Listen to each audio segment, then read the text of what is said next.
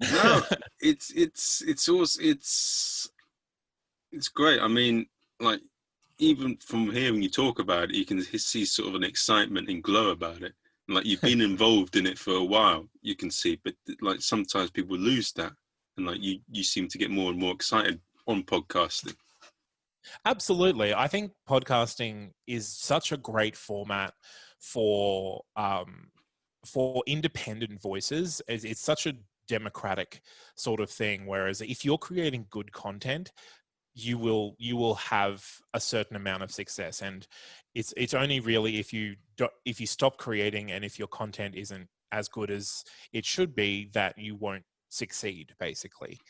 um, that's why I'm a little worried when it comes to like the big players getting involved now, when it comes to Spotify and Amazon and even Stitcher to a degree, where they're kind of leaning towards this YouTube or Netflix model of podcasting.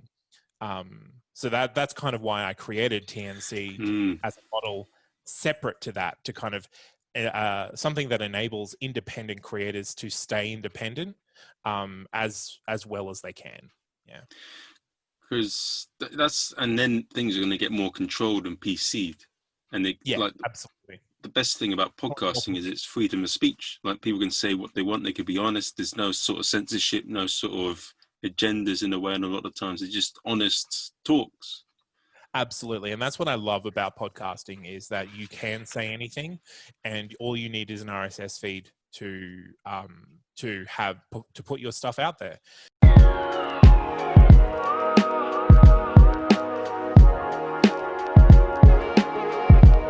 Hello, everyone, and welcome to another episode of the Marvins World podcast where we speak to tantalizing people who help people like you and me make what we love our full-time job. If you like the podcast, please give us a review on iTunes and share it with your friends. If you don't like it, share it with everyone you hate. Now, in this particular episode, we have Tycoon. We have a master of podcasting. He is an awesome guy. It's very great to have him on here. And he has the same first name as someone from a former member of One Direction. We have Zane C. Weber. Hello. That's me. That's me. It is spelled differently though, so let's not get too crazy. I don't want any fangirls coming my way. It's an awesome name though. It's a great sort of stage name, I feel. Thank you. Yeah, I'm actually named after an author, a country and western author. My father got to name the boys. I got called Zane after Zane Grey, and my brother is Clint after Clint Eastwood. Oh, that's nice. Very Yeah. sort of cool. And what's the author like? Like Clint Eastwood, very masculine and. Yeah, I mean, he was kind of a pulp author, so he just kind of published a lot of different stories. Kind of got a bit of following, kind of short novels about, yeah, just like country and western shenanigans. My dad always kind of enjoyed those, so yeah, that's how I got my name. Yeah, nice. I have a similar story as well, in that effectively they were going through zodiac signs or whatever, and they were looking for, because I was going to be born in May, they were looking for names that would bring good luck, and so they looked for the name Right. beginning with M would be quite good, and they got a name for my auntie, Marvin, and that's how I got named. Yeah, awesome. I mean, there's a story to every name, isn't there? Yeah, absolutely. Like even the ones that are made up, you have a story about how you make them up. Because I have a friend and a person on a podcast on my network who has a totally made up name. Is, as far as he knows, is he's the only person with that name in the world. His parents made it up. His name is Chanstar. Uh, it's a Charnstar. So yeah, that's that's the story that he gets to tell everyone. That's awesome. And his parents just didn't want to have the same name as anyone else. It's yeah, I think it's good to have sort of a name that's not like, if I mean the common name is sort of like Dan or Michael or like James, and it's good to have a name that sort of says something different. but not too different, not to the point where you get bullied, but like something that is a little different, slightly different. Yeah, well, I've only ever met two other Zanes. One was a really cool, like 10-year-old guitar player who was starring in musicals that were touring the country. And the other was just a carpenter who I met at the dentist. So kind of two spectrums. Maybe I fall somewhere in the middle. I'm not quite as cool as that 10-year-old, but maybe I'm cooler than the carpenter at the dentist. there's always you're always in between someone, no matter who you are. There's always going to be someone that's more than you in certain areas, and there's always going to be someone that's less. Absolutely. So, like Zane, tell us a bit about yourself. Like, how did you get into podcasting, and like, tell us your story. Anyway. Yeah, so I have been listening to podcasts since before they were called podcasts, since before Apple Podcasts was an app, really even before smartphones were a thing. They were just kind of like internet radio shows that you had to like download an RSS reader to listen to. And then, so I've always been a big listener of podcasts, and I wanted to make one since about maybe 2005, 2006. But it didn't happen until 2015 when I started my first podcast, which was a Dungeons and Dragons podcast, as was the style at the time. And from that podcast, that's where I made I made a website basically just to host the podcast rather than going on a podcast host service. I wanted to self-host. And so then some people from that podcast wanted to make another podcast, so I hosted them as well. And then other friends of mine were like, oh, you know how to make podcasts. Can you help us make our podcasts? And then I started another couple. So I started out with a Dungeons and Dragons one. Then I made a sleep and meditation one because I'm a chronic insomniac. And then I created a musical theater podcast. And then I made a bad fan fiction podcast. So that website and kind of that phenomenon turned into what is my side project now, which is That's Not Canon Productions, which is a podcasting network and collective. So we have over 100 podcasts on there now, and about 170 podcasters involved with those podcasts. And basically what we do is we all contribute to the network, and using our collective clout, we can gain access to things that smaller podcasts can't usually do. In terms of like monetization or sponsorship, but also in terms of like audio libraries and music licensing and yeah, so that kind of collective reach, and also kind of the technical know-how that comes with different podcasts. Some people are great at their social media game, and other people are great at copywriting, and so kind of bringing different people with different skills together. So that's the network. That's what I do. Kind of on the side of my podcast production, which is I also get paid to make podcasts for businesses and community groups. I do a lot of work with Australian First Nations cultural consultants. So people who are kind of trying to educate the general public about First Nations people and First Nations culture, because it is something that Australia is only just starting to address now, especially in the corporate sphere. So there's a lot of kind of movement in that. But I also work with I've worked with Autism Spectrum Australia and community groups like that with for disabled peoples, creating podcasts again to kind of develop resources and then distribute the resources as well. So podcasting is both a hobby and a full-time job for me. So my baby at the moment is Castology, which is my personal podcast, which I co-host with two others. And that is a podcast recommendation podcast. So we kind of find the podcast that we would like other people to recommend. I try to go for the more independent podcasts and the podcasts that not everyone has heard of yet. And then we have the other hosts that kind of, one is a true crime aficionado, one is like a sports guy.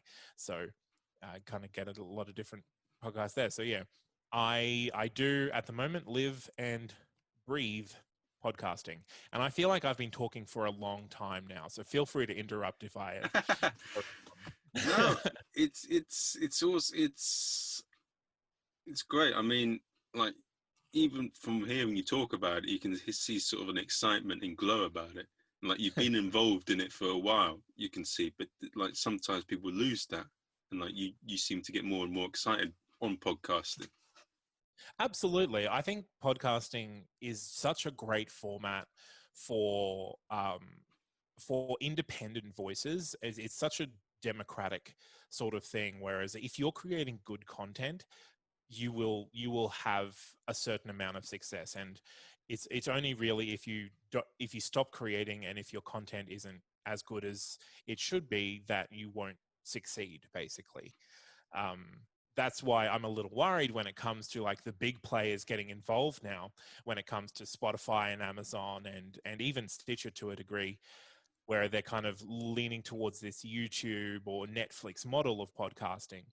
Um, so that's kind of why I created TNC as a model separate to that, to kind of something that enables independent creators to stay independent as well as they can. Yeah. Because that's, and then things are going to get more controlled and PC'd, and they Yeah, like absolutely. the best thing about podcasting is it's freedom of speech. Like people can say what they want, they can be honest. There's no sort of censorship, no sort of agendas in a way, and a lot of times it's just honest talks. Absolutely. And that's what I love about podcasting, is that you can say anything and all you need is an RSS feed to put your stuff out there. I mean, you can already see what's happened with the Joe Rogan sale to Spotify. Is as soon as they imported him, they deleted episodes of his more controversial guests, and that's kind of the way that Spotify goes, because he's now part of their corporate identity, and so he needs to toe the line. So he now does not have the same freedom of speech and opinion that he used to have. Whether that's a good thing or a bad thing, I don't really weigh in on that, because I think for every person who's saying something controversial, I think there are other people trying to do very good things using the exact same tools, and I think that the tools are necessary, regardless of what is being made with them. Yeah, I think for myself on the podcast, I just want to sort of when it gets to political or social, religious issues or whatever.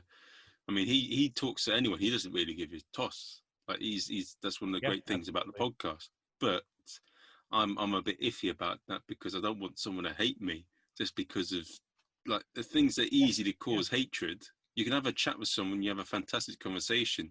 But I bet in America or in any sort of nation now, if you say, "Oh, I like Trump because of this or that," they'll hate you straight away.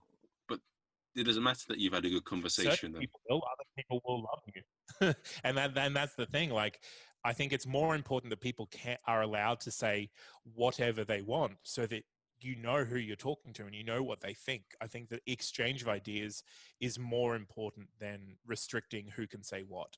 Yeah. It also makes us smarter. If we can't get any chat to people, exchange ideas, or talk about things, we're not going to get any. I find that I learn a lot more from having a chat with someone than just on my own. Absolutely. I think that's something that podcasting has also done. It's really encouraged people to kind of try on this mode of communication, that is interviewing and like asking people their opinions, and like, how do you see the world, and what is your world like? There are podcasts that I've listened to, like from the Caribbean and from South Africa, that like have exposed me to modes of thought and styles of living that I didn't even conceive of existing before I listened to them on a podcast.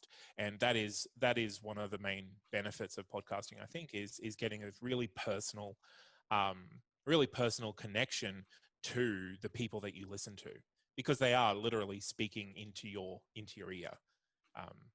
And it's less produced than, say, a TV documentary or a TV talk show that is better or worse, very prepared and edited and policed, basically, for what is going to be said and what they're allowed to say and that sort of thing.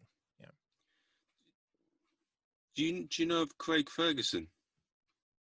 I do know of Craig Ferguson. Yes, big fan of his podcast. Oh, I didn't know he had a podcast, but I was a big fan of his late night I don't talk know if show. he still has it. I think Yes, absolutely. I think it's way better than any of the other ones that are on now, by a mile. Yeah, absolutely. I think I think that's also an effect of podcasting, is that now that people have this other outlet to be a bit more free, you can see that freedom appearing in other places, or that style of communication appearing in other places as well. Because podcasts are, for lack of a better better description, uncontrolled at the moment. So Except Joe Rogan. yeah, well, even so, like, he chose to be controlled, and the cost was $100 million. So I don't think there are many people who would turn down $100 million. No. For even for what he did. So yeah. I mean, yeah, I mean, it's one thing I want to say is, like, do you believe that Craig Ferguson went and, like, was completely unscripted, like it appeared, or do you think it was? Because I do feeling he was a lot more loose than a lot of them now. I mean, I like Conan O'Brien, but the others seem very bland. Yeah, I would say he was perhaps more unscripted, or perhaps a bit more off the cuff. But, like, I think anything that goes on TV is going to have a degree of production behind it. There's always going to be a showrunner and a team of writers behind a late show, though perhaps he was given more freedom when it came to the interviews and that sort of thing. Yeah. Would he get away with some of the things he did there now on TV? No, I don't think so. Well, I guess again, it depends on the channel, of course. Cable TV is doing crazy things. I think TV is changing with streaming services as quickly as podcast is changing towards the same sort of model. So I don't know. Maybe I think it really depends on who picks it up and, like, how much they're going to pay. Like, Craig Ferguson is a great talent. Like, he deserves to be paid for what he does. But I think the bigger players with the more money to throw at it are gonna have more thoughts and more opinions about what he can and can't say and do on his show. And it's good that you mentioned his podcast. I'm having a look straight away. But one thing I want to ask of you. So you're saying that with podcasting, as long as you're producing good content and as long as you're producing it regularly, you will grow at some point. But how long would you say it took you to grow, and how long should people sort of expect to see growth and development in their podcast? That's a great question. I think that changes depending on the podcast, and it changes depending on what your personal idea of success is. There are a lot of podcasters who the act of creating the podcast is the goal. They're not after, like, global success and turning it into a career. I think when you start a podcast, you really have to map it out. Is like, what is the minimum success that I can achieve in however long I'm willing to dedicate to this project to continue to make it worth continuing podcasting. That's a conversation I have with everyone that I sit down to kind of help start a podcast. Is like, what are you hoping to achieve? Is it monetization? Is it mass sponsorships? Or is this just a fun hobby for you? I am not I'm not a typical podcaster in the sense that I am very much more interested in helping other podcasters create their products than I am in getting my own voice out there. Yes, I have lots of podcasts because I was addicted to making podcasts for a good number of years. And I guess my most popular podcast, which is Castology, that kind of took off straight away. So I don't like to use it as a common example. After it was about, I think we were 3 months in when we were achieving about 10,000 downloads a week. And that is now monetized, etc. We have ads playing on that. So I think when it comes to, when I say you need good content, you need to have, that includes the regularity of your posting. It also includes how you promote your content. Discovery is the biggest problem for every podcast, is like, how do you let people know that you have a podcast and that this is content that they are interested in finding? There are very few methods that people discover new podcasts except word of mouth, and also being featured on podcast apps. So social media is kind of a double-edged sword for podcasts because it is free, but it takes so much time. And if you're not willing to pay to be featured on social media, it's also going to be middling successful. I think picking one social media and doubling down on it is probably the way to go. And so I've seen podcasts with success just using Instagram. They just focus on Instagram. They build an Instagram following and build through that. On the other hand, there are podcasts that use Reddit. Reddit has only, like, Reddit ads, again, middling success, but they have a very engaged community. And if you tap into that community, and get them involved in your podcast, they can be very, very helpful in spreading the word beyond just you telling people that you have a podcast. There are several services like Podchaser and Listen Notes and whatever that are also good. I use Listen Notes religiously to find new independent podcasts because their search function doesn't just put the most popular podcasts first. They kind of equally favor new and independent podcasts as well. And that's listennotes.com. And that's a totally free service. It's just a search engine for podcasts. So I highly recommend people get their podcast on there. It usually scrapes data from Apple and Spotify, but if you can go on there and put it in manually, and you can claim it and make sure that all your details are correct as well. That's not sponsored. I'm just a big fan of the service. Yes, there's no paid ads, guys. All right. No. Yeah. So yeah, that's an interesting point, because I hear some sort of mixed reviews in terms of podcasts. Like, some people say that Twitter and Facebook are better for advertising podcasts. Others say that Instagram's maybe not suited for it because podcasts more of a listening thing.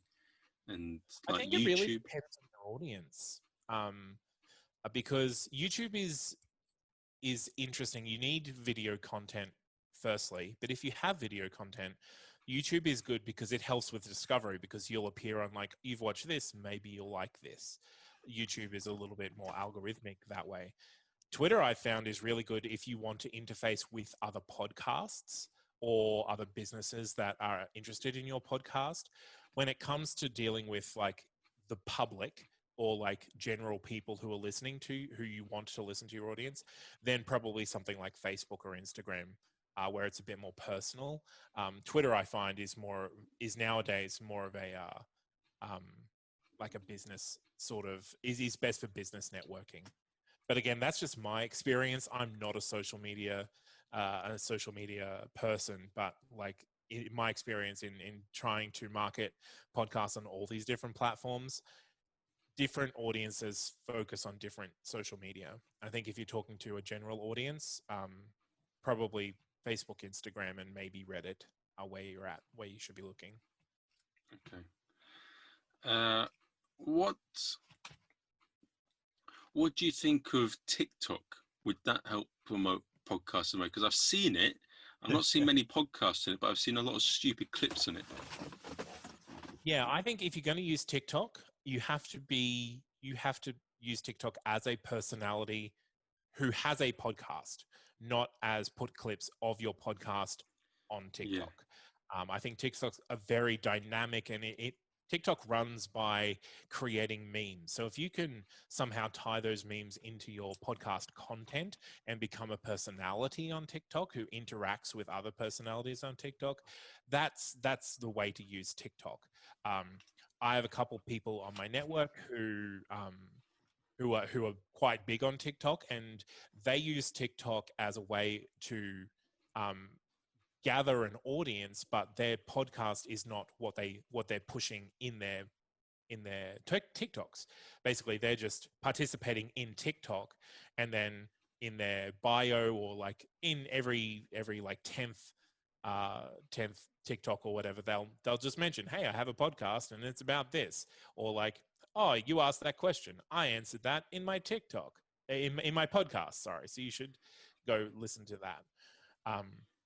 Yeah, TikTok is very, I think it's very obvious when people are marketing things on TikTok, and I think the TikTok audiences are very averse to that sort of thing.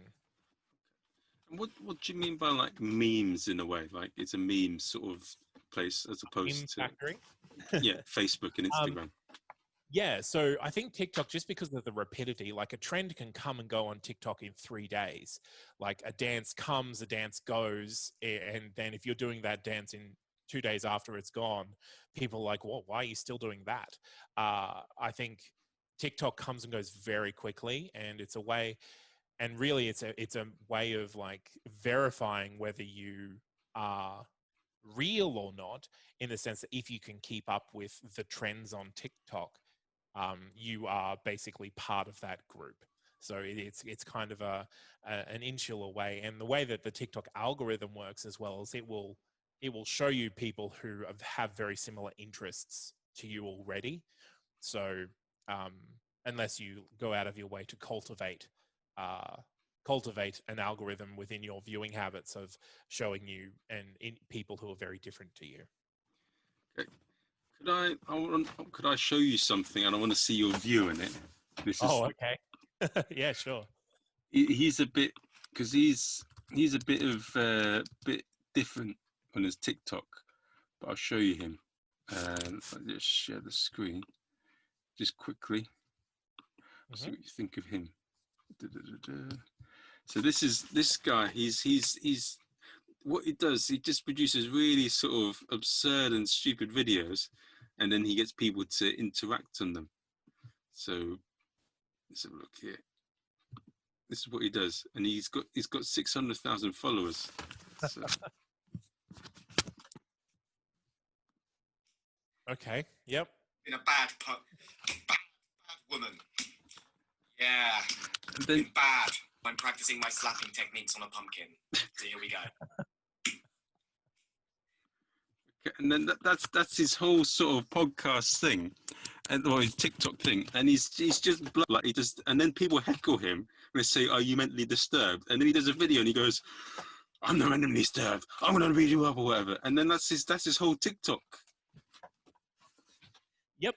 I mean, that's kind of exactly what I mean by it's a meme factory. It's someone making a joke to see if it gets a reaction, and then building on it, and then having other people imitate and build on it in their own way, and like this constant wave upon wave of different jokes or memes that kind of sweep through the community. I think, yeah, that's being weird is a real way to get people's attention, because they're like, wait, why are you doing this and why am I watching it? And whether or not they love it or hate it, it's got their attention. So that's why I like TikTok is very interesting as a social media, just because it is so rapid. I don't think there's any other social media that is as rapid as TikTok, and you can be irrelevant on TikTok 2 days after you have like a spike if something goes viral. It's really, it's an interesting platform. I don't think there's a lot of synergy for podcasts on TikTok, except if your host is charismatic enough and willing to put in the time and effort to generate TikTok content in parallel to their podcast content. I don't think you can share podcast content on TikTok and have it be a great medium unless your podcast content is hilariously funny and or weird or controversial, and kind of try to generate interest that way. Yeah. So if you do a video and say, "Listen, guys, I'm going to tell you why Donald Trump is the sexiest man in the world, and everything he says is right." Look, yeah, if you if you did a really earnest TikTok about that, I'm sure you would get some interaction. Yeah. I'm not too sure what kind of interaction, but Well, hopefully it would be people kind of taking that audio and using it for their own, creating their own characters about who think that Donald Trump is the sexiest man alive. So yeah. But he apparently does quite well with women. A lot of women find him attractive, surprisingly. Oh, look, I'm not going to comment. I'm not an Adonis myself, but I do not find Donald Trump attractive physically or in any other way. But yeah. But I'm just getting over that because I was just thinking that you're saying like focus on one platform, and is it a bit like with programming, like when you're doing Java or you're doing like C++, they say that once you figured out one platform, you can then apply it to others. Because what you do then is you apply different sort of rules of code for it, but you figured out sort of the general theme of how things work in the programming language, so you can apply it to other things. And is it the same when you're marketing on social media? Because like once you figured out one platform, you can be like, this is how it works. I definitely think that is an applicable metaphor. Yeah, I think when you're starting up, focus on the one that you know how to use. So if you know how to use Facebook, if you're comfortable with that medium, or if you know how to use Instagram or Twitter or TikTok, if you're comfortable with that medium and you know what's going to work and use that to promote yourself. And then once you're kind of in that rhythm, try adding another social media on there. So perhaps as soon as someone asks, "Oh, I found you on Facebook. I love your podcast. Are you on Instagram?" As soon as someone asks for a social media, you should definitely create it. Because that means if one person's asking, there are dozens of others who have looked, haven't found you, and therefore you've kind of lost that attention. When it comes to marketing, like it is kind of like you have to find just what works for you and what works for your content and what speaks to your audience. I know that there are podcasts that I create that would not find an audience on Facebook because they're very young, they're very fickle, whereas Facebook now is is a bit more professional, is a bit more older demographic, and especially like when it comes to like there are podcasts that are specifically focused to succeed on LinkedIn, which is a social network that no one really thinks about when it comes to marketing podcasts. But there are podcasts specifically focused for professional development or business thinking, or how to talk to professionals in a specific field that do really well on LinkedIn because their content and their audience gravitate towards that platform. So it really is, depending on your podcast type, finding where your audience is. And if you're making a podcast for yourself, that's the easiest one. Like, you know what you do, you know where you are, so you can just follow that trail. If you're making a podcast for other people, that's when you have to kind of sit down and kind of put yourself in someone else's shoes for a while. And by saying that once you do make a podcast for you, that's quite easy. What do you mean by that? Like, So I made a podcast called Musicals Taught Me Everything I Know. And that was a podcast for me. I wanted to basically research different musicals. I wanted to see what other people thought about musicals. I wanted to talk about musicals. So that was a podcast whose main audience was people like myself. So wherever I go to basically find news about musicals or interact with musical fans, that's where I marketed that podcast. Usually that would have been Facebook and Twitter, because that's where I would find people who interacted with me on that content. So I started with Facebook content and then moved on to Twitter once kind of Facebook was in its own rhythm. That being said, I run another podcast. Am I allowed to swear here? Yeah. Is this Say what you want. I run another podcast called And Then They Fucked, which is a bad fan fiction podcast. That doesn't do well on Facebook. Also doesn't do well on Instagram, because they both have kind of profanity. Instagram particularly has a profanity filter. And Then They Fucked does really well on Twitter. Twitter is a much more kind of fast-paced, easygoing. You can say whatever you want on Twitter. Speaking of Donald Trump. So it's really just finding like where you can promote and where your audience is going to latch onto your content. And why, and how does, so a lot of the times, how does someone know which platform's the best? How do they go about discovering that? Well, where are other podcasts similar to yours promoting? I think that's a really, really good one. Social media marketing uses a tool called a lookalike audience, where it asks Facebook, like, we want to know the audience of this product, whether say they're marketing beauty products. We want to know where this particular beauty product, where their audience is, who's looking at it, and what is their demographics. And then they'll basically just copy that audience and apply it to their marketing campaign. If you can't afford to hire someone to do that, to ask Facebook about that, you can try and use the tools yourself. They are there. What you can do is just search for, if you're doing, say, a podcast about motorbikes and motorbike maintenance and that sort of thing, you can search for motorbike maintenance on motorbike podcasts on social media, see where people are having success, we'll see where they get engagement, and then try and follow their lead. I think podcasting at the moment, there's a lot of different podcast marketing in a lot of different ways. So you can try to find your content or similar content along the same lines, and try to tap into that from the outside. Okay. And I forgot what I was going to say now. What? Sorry, I am droning on a lot. I apologize. Yeah.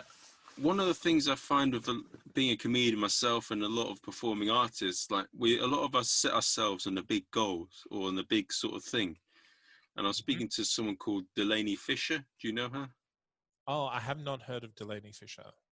She runs this Helpless podcast, and Oh, I've heard of that podcast though. Yeah, she says when she wanted to be an actress, or she thought she would get someone who was a professional actress to tell her what it's really like, so she could see if it's worth it or not. And one of the things that I'd find I think people need to do is set themselves very smart goals, as they say, or like they need to find out whether it's truly what they want. And I feel that a lot of people in my field, and also in podcasting, you find yourself, people want to do it because it sounds nice, but they don't assess whether they really want to do it or whether it's for them. Pod fade is a real thing, everyone. In my experience, if you make it past the 3rd episode and you're still keen, I think you have an 80% chance of succeeding, of continuing creating the podcast. If you make it past the 7th, then it's almost 100%. It is very, and that's kind of why I sit down with people and go, what are your goals? What do you want to achieve before you even start recording a podcast? It's kind of very good to talk about that. when it comes to mentorship, I'm very much behind that. And that's kind of why I started the network, to act as a mentor to new podcasts, kind of helping them figure out exactly what they want to do and how they want to do it and how would be the best way to do it, and whether they actually wanted to start a podcast or whether they wanted to start a YouTube channel, or whether they wanted to start, or whether they just wanted to be like a social media influencer. A podcast can lead to either of those things, but it is not kind of a sure ticket to either of those things. Okay.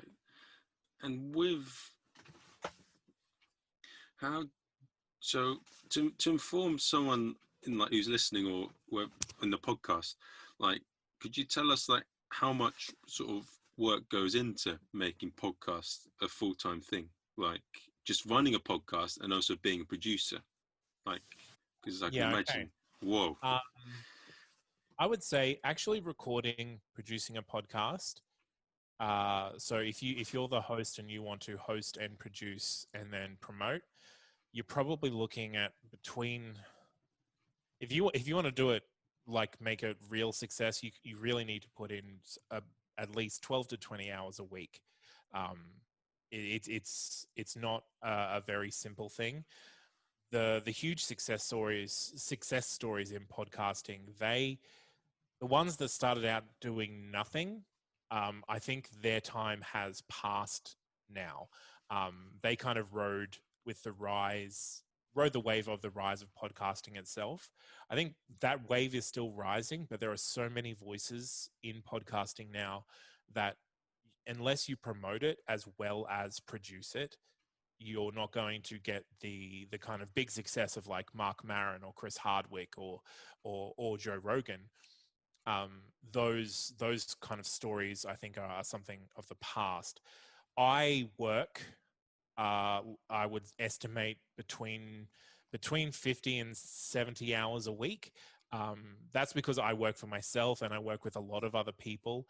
I wouldn't suggest doing that. I think that's overkill. On my own podcasts, I probably work across a few of them. I probably work about 30 hours a week on those podcasts. Yeah, because that's what a lot of people say. Like a lot of people say, oh, they want to be an actor, but when you're an actor, you're in the bloody tent for bloody hours on end. You have to get up at 5 a.m. You got to act for a whole day for one scene that's maybe only 5 minutes. Yep, that's the thing. Like with acting, like the real job is auditioning. Like that's the real job when it comes to acting. I think with podcasting, the real job is content management. Like you have to find the content, you have to create the content. The actual podcasting part of it is maybe 10% of the work that goes into a podcast. The stuff that you have to do beforehand, the stuff that you have to do afterwards, that is the great majority. So the preparation and the promotion of the content, that is the great majority of the work that is now a necessary part of podcasting. Okay, and because one thing I find in comedy and a lot of performing artists, and I think probably in podcasting as well, a lot of people want to do something, but they like to hop on trends or they like to try and speed their way to success. They want the success, but they don't want to put the work into it. And they don't want to have their own unique voice. They don't want to go through the process. And they don't want to create their own unique thing. And what do you say to people with that mindset?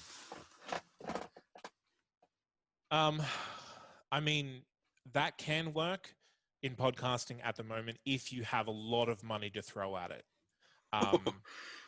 That's the thing. If you have the money to launch, launch Spotify ads, launch Stitcher ads, launch Overcast ads, as well as a massive Facebook and Instagram campaign, and then hire a producer, hire a publicist to launch your podcast, like what Spotify do to their own podcasts. If you have the money to throw at that, you can still bypass the actual having good content part of podcasting.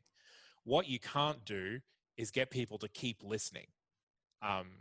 You can have people know your name and know that you have a podcast, but if it's not interesting to listen to, and if it's not recorded well, and if you're not engaged in your own content, people won't listen. It's like you can have a TV show that is super well produced, but it's got no story. People know that it exists, but they're not going to watch it. So I think with podcasting, it is, yeah, like there is a differential. Like you can throw a lot of money at the problem of becoming a famous podcaster and have a degree of success just by paying for it, but it's not going to be long-lasting success, and it's not going to be meaningful success because you yourself won't be involved in the process of actually creating your, like you said, your unique voice and your unique place within podcasting. Like every other industry, paying your dues isn't just like a matter of paying money. It's a matter of being involved in the industry so that you gain that level of knowledge of like where you're coming from and the people that you're interacting with and how you proceed from there. Paying your dues in acting is much the same way as paying your dues in podcasting. The more you are involved in your own process and the more that you are involved in creating meaningful content to yourself and your listeners, and the more that you listen to your listeners, I think that is what it makes a successful podcaster. For using the example of Castology, which is my baby, my most popular podcast at the moment, it is we provide interesting content. So we provide reviews and recommendations of podcasts. The majority of our Apple podcast reviews and the feedback we get on social media is like, we love listening to you guys. You have such funny banter, and it's so relaxing to listen to you sit down with your friends and talk about podcasts. So while the content is there, it is a matter of building a rapport with your listeners and building the content around what they want to hear. Because there's you probably know him already, but he's a comedian called Nigel Unn, and he has an alternative character called Uncle Roger. Yes. Yep.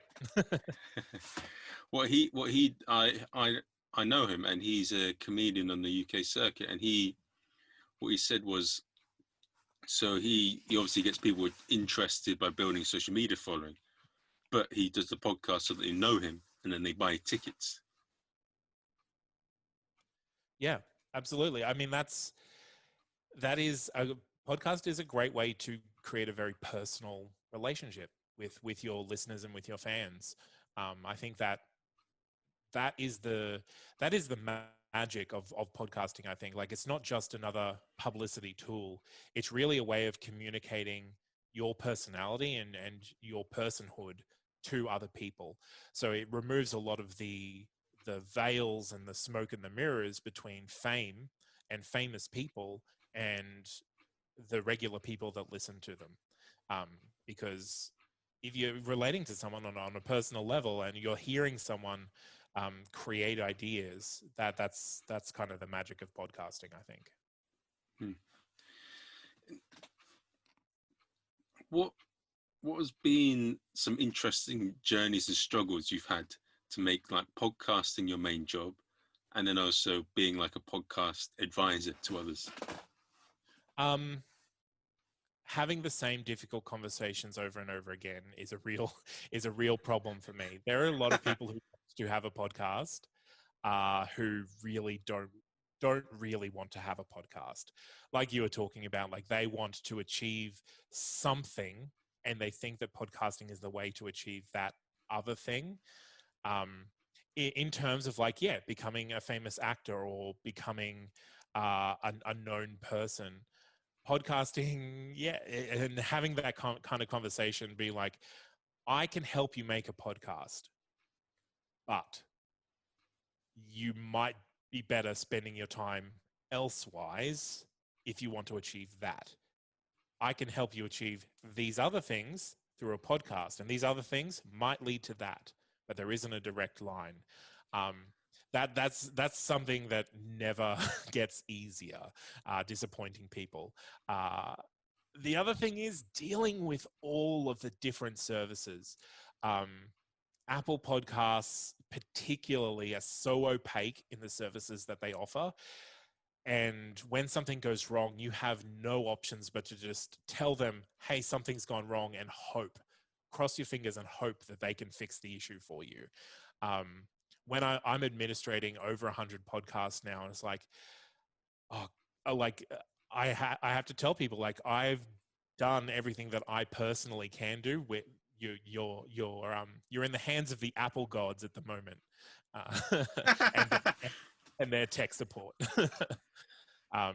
That's also, the tough side of things is relying on other people to solve problems for you, because podcasting, while it is an independent media in the sense that you can own your own RSS feed, you can publish whatever you want, people still subscribe to your podcast in the majority using apps, and so you have to interface with those apps, and that's the other big kind of stumbling block, because also the rules change. They change from month to month. Apple likes to switch things around. Spotify does it less, but all the apps are introducing new functions and new usability, and while that is great for podcasts, it does change things very quickly, and kind of keeping up with that is another big challenge. Oof, God. But what's in terms of, man, it must be a minefield at times. I can see, like, guess it never gets boring though. No, it never does. And that's why I love podcasts. I think that's why I've gone full time. That's why I'm focusing so much on podcast. It's always something different. It's always something interesting. You meet so many interesting people and you hear their ideas. I think, sorry if I didn't answer your question before. I think when making a podcast and making it successful, the biggest stumbling block is always homework. You have to do the preparation, like you have to prepare content and make sure that it's up to your regular standard. And maintaining that enthusiasm, even on the weeks when, like, you're busy doing 10 other things and there's not a lot of enthusiasm for the stuff that you have to do to maintain your feed. That's also a big thing. There's another thing that I want to go into, because you're saying about quality and feedback and all that, but like, one of the things with Evan Carmichael, he does a lot of motivational videos, and he said it took him like maybe 10,000 videos before he started getting any good at it. And one of the things with the podcasting, one of my aims is, like, if I get to 1,000 videos or 1,000 episodes, then there's going to be some shit's going to hit the fan. I'm going to learn something from it. Something's got to stick. Yeah. And that's you've got to focus on the quality, but how much would you say someone needs to produce? How many episodes should someone produce? And that's what I'm getting at. My personal philosophy is make something. Make it first and then learn from that and continue making. I think that it is a very common story that people who have made 100 episodes and they go like, hey, we just had our 100th episode, celebrate for us. Don't listen to the first 10 or so. They were pretty rough, but now we're doing very well with the production side of things. I think there is a lot of leeway for you to learn through the process. That's what I did.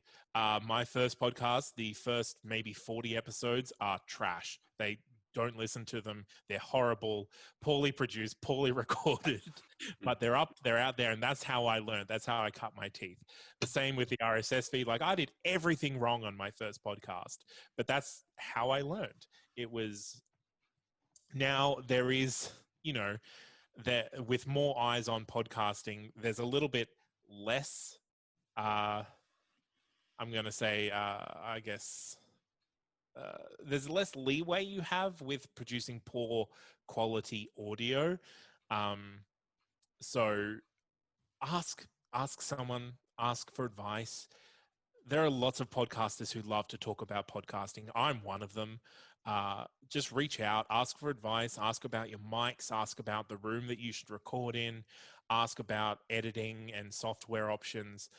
Like there's a lot of advice out there, and you won't have to pay for it. You just have to find the right person to or the right people to give you the advice on how to start and how to maintain in a manner in which you can continue. I still personally have a lot of I give podcasters a lot of leeway, especially if they're like during COVID. If they had to record over Zoom and their audio wasn't up to scratch, it's like, okay, that's everyone's there. So I give people a lot of leeway, but it's getting less and less. You have to kind of have a decent audio output to be taken seriously. So yeah, my advice is always ask someone who knows. Ask someone who knows better. They're out there. Yeah, I did a law of attraction episode with a life coach, and this is a lot of people when they get in advice, they seek people from below them, or they seek people at the same level with them, and that's poor information. So if you want to be like a professional comedian, speak to someone who's done it. If you want to be a professional singer, speak to someone who's done it. And as you said, if you want to get good in podcasting, speak to someone who's a professional who enjoys doing it, and they're happily to talk about it, like you said. Absolutely. And that's the thing, like it's a couple of hours out of their day, and then you get enough knowledge to kind of make your first move. Being a mentor, speaking as a mentor, being a mentor is easy compared to asking someone to be a mentor. So I always appreciate when people reach out for help, and I always try to give them meaningful advice, because I think we're all the industry is going to be made stronger the more people that are active and passionate and engaged in podcasting. Yeah, I 100% agree with what you said there. That's a great thing to do. And like, none of this is a competition. Like, one of the things that in creative arts, people think it's a competition. No, it isn't. All it's about is just getting your own audience and doing your best in it. Yep, and just help. It's not a competition, but a lot of people seem to see it as that. And one thing that I find in comedy sometimes is, yeah, you want to help out, but then you get some people that they do it in such a way that you don't want to help them out. Like, they do it where what's the difference in terms of someone that asks help in the right way and someone that asks it in the wrong way, where they don't want to put the effort in, they just want to maybe steal something and see it as a competition, rather than someone that just wants to learn and get better at their art? To be honest, I haven't had many of those. I haven't had a lot of people who have approached me. I think the wrong way to approach someone is to definitely don't neg them. Don't treat them like they're like they are like they owe you this. I think the right way to do it is to really just kind of acknowledge what they have achieved. And show that you've done your research and like why you've come to them. I think that is the best way to do it. Is like, I heard you on this podcast and I really liked what you did. So I went and had a look at your website, or I went and had a look at your social media, and I have this problem. And I was wondering if you could if you could give me some advice on how to do this. So I think going there and just saying like, hey, I saw your podcast. I want to be Joe Rogan. How do I do that? All that's going to do is make me say you can't be Joe Rogan. Like, that's because you haven't posed a question there, because no one can be Joe Rogan. There's never going to be another Joe Rogan. I think it's really a matter of like, demonstrate that you have done research and what your stumbling blocks are, so that I can give you some meaningful information, or that they can give you some meaningful information when I'm asking for help, because I do this all the time. I approach podcasters that, like, I struggle with social media. So when I see a podcast with great social media presence, I go and I ask them, who is doing this and how did you achieve it, what is going on. But I say, like, I really loved what you did on Facebook, and your web presence is just so organic. How is that achieved? And framing the question that you can get an answer to, rather than just going like, hey, I want to be famous, please do that for me. Yes, Yeah. that's yeah, it's a funny thing. But I mean, look at a lot of the people that are really good at their stuff. They often always adopt a learner's mindset. Like if you look at Rafael Nadal, he's always looking to learn. Like he's asking people questions, and he's always doing something. And like top level sportsmen or in any field, they always like looking to work on something, or they're looking to grow, and just they're never fully happy, but they're always open. Absolutely. It's very obvious when someone approaches you with the willingness to do the work. And that's really what I respond to, is if someone is passionate about what they're doing and they just want advice on how to best achieve, I will give them all the time in the day that I have. If someone is kind of like, hey, can I know the shortcuts? That's when I'm like, well, there aren't really shortcuts. So even though technically there are, the shortcut is doing it the right way the first time without having to redo it over and over again. Yeah. It's with everything, it's a commitment, and you've got to make a decision. Either you're going to do it or not. Either you want to do it, like with podcasting, like you got to decide what you want to be, and like, do you enjoy it? Is it for you? And then just go after it and be willing to spend time, because some people it takes maybe 20 years to make good in what they love. Yeah, absolutely. I just want to say thank you for coming on the podcast. It's been awesome. Oh, you're welcome. I've enjoyed the chat. Thank you very much. Two more questions before we go. Like, what life advice would you give to younger self, and what is a quote you like to live the rest of your life by? Okay. I guess to my younger self, I'd be like, just start making things and stop being so afraid of failing. I think I was held back a long time, even from starting podcasting, but like in so many things, held back just by like the fear of not being the best at what I was doing at any given time, or of like not succeeding. Whereas like, I think my philosophy now is just like, okay, yeah, make it and learn from your mistakes if there are any. I think that's definitely my advice for my younger self. And the second question was, what is my life philosophy now? My life philosophy now is radical honesty. I tell the truth all of the time. As I see it, I will always explain how I've come to my conclusions, and I will always say like, yeah, this is my opinion, but this is why it's my opinion. But if someone asks, do I look bad in this dress? I'll go, you don't look great in that dress. No, I prefer the other one. Radical honesty is how I prefer to live my life.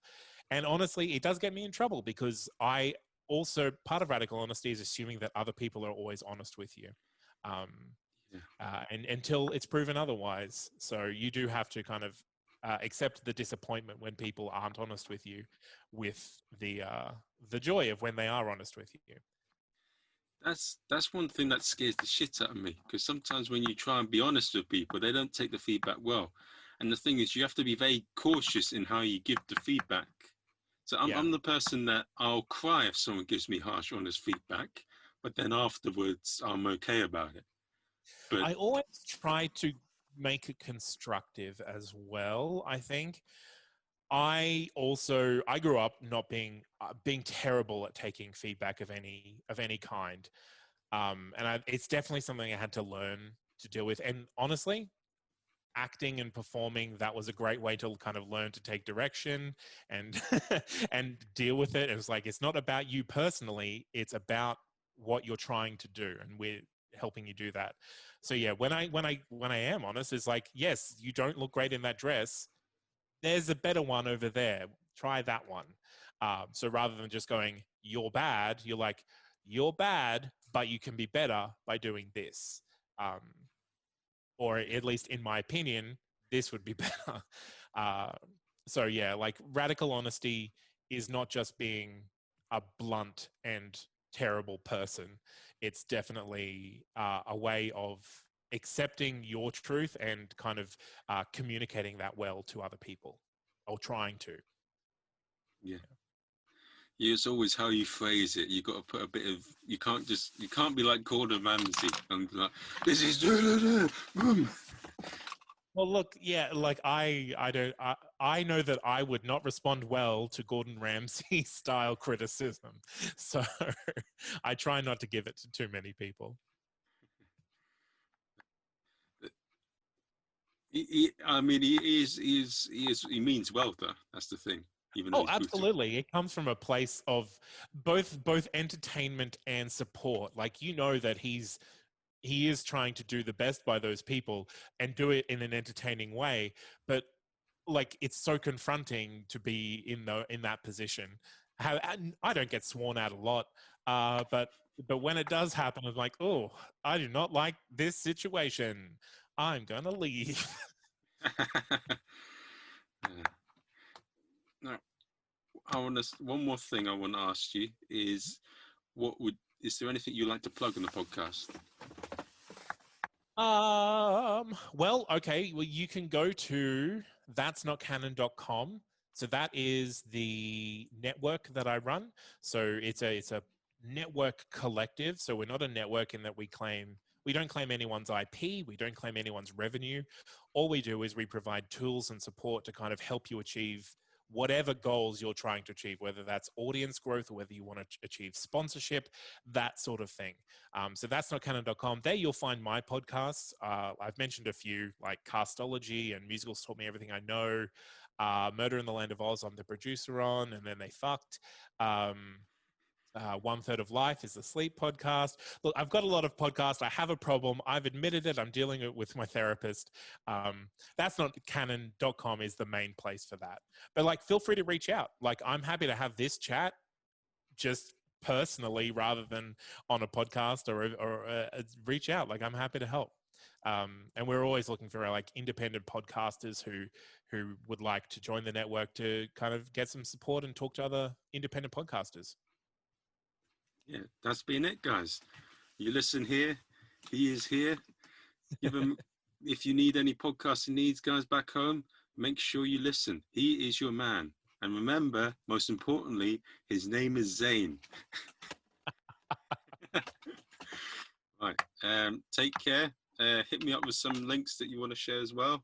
And Will do. Yeah. Take care in the pandemic. Best of luck with everything. And well, you take care of it over there. We're pretty good over here. So yeah, we kind of are just sending our good vibes everywhere else. Yes, please. I think so. There's only so long I can survive being locked in the broom cupboard. All right. Well, have a good one. It was great to chat. You too, man. See you later. See you later. Well, that has been tantalizing Zane Weber. Yes, he is related to Zayn Malik from One Direction. He was lying there. No, he's absolutely awesome. I hope he's given you a lot of insightful tips for producing a good podcast and for it to grow. And I'll see you in the next episode.